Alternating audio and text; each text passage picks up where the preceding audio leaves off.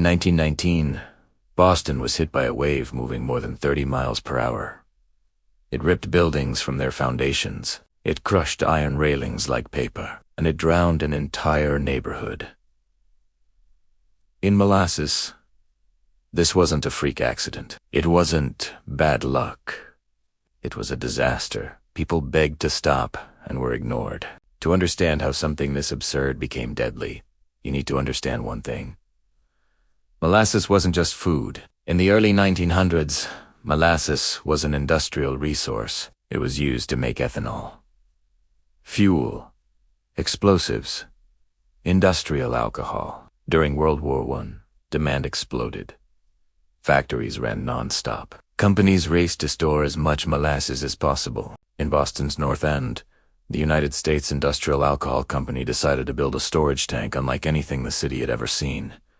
It stood 50 feet tall, 90 feet wide. When full, it held more than 2.3 million gallons of molasses. It loomed over crowded immigrant neighborhoods, homes, shops, and a busy fire station. The tank wasn't hidden in some distant industrial zone. It sat in the middle of daily life. Dock workers passed it every morning.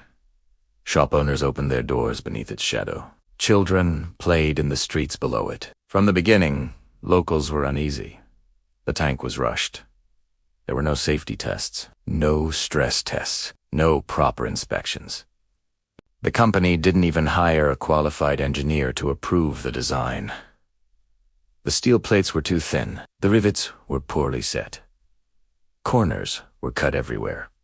Because time was money. Almost immediately, the tank began to leak. Molasses oozed from the seams, like sap from a wounded tree. At first, the company claimed it was normal. Then it became impossible to ignore. Kids from the neighborhood would bring cups and fill them with molasses, dripping down the sides. Residents complained about the smell. Workers complained about the sounds the tank made as it expanded and contracted. Some workers later testified they could hear the tank creak loudly at night. Others said rivets would occasionally pop loose and fall to the ground. Instead of fixing the leaks, the company painted the tank dark brown, not to protect it, but to hide the stains. January 15th, 1919. Boston experienced a sudden temperature jump from below freezing to over 40 degrees in just a few hours. Inside the tank, the molasses warmed and began to ferment.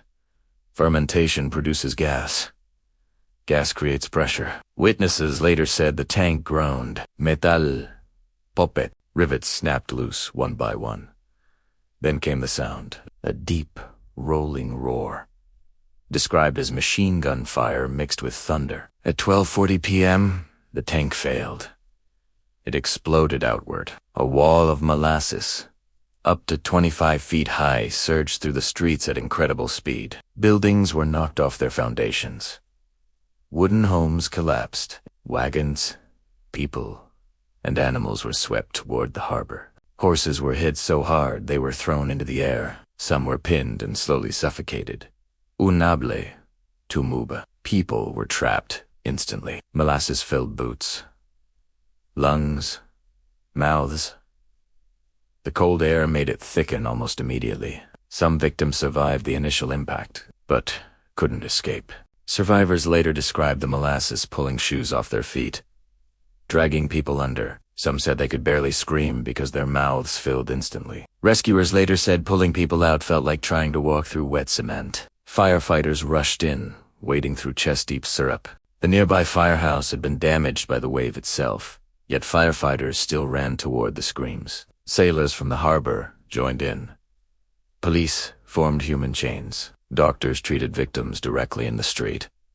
But time worked against them. As the temperature dropped again, the molasses hardened. By nightfall, the streets were silent. 21 people were dead.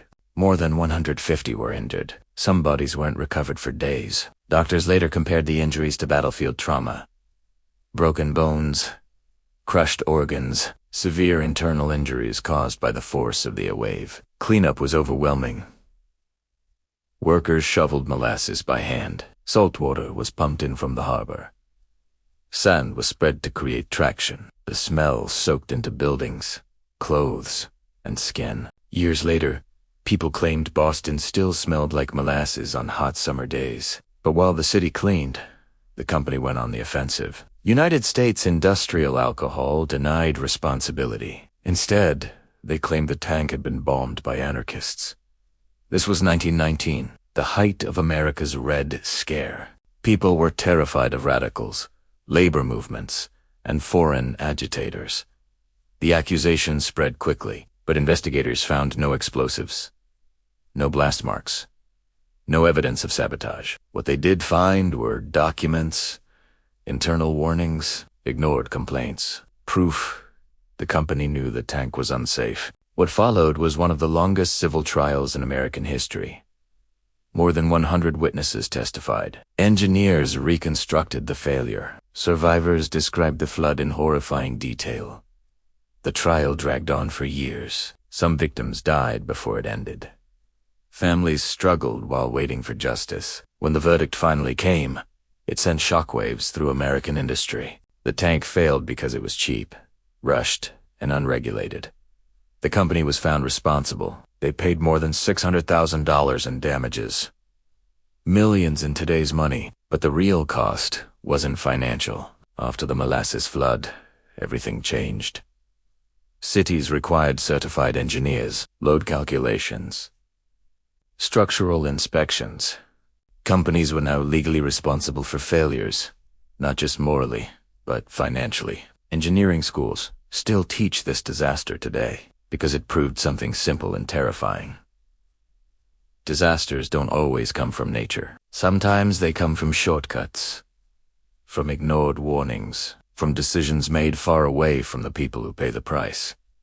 Today, the tank is gone. The neighborhood was rebuilt.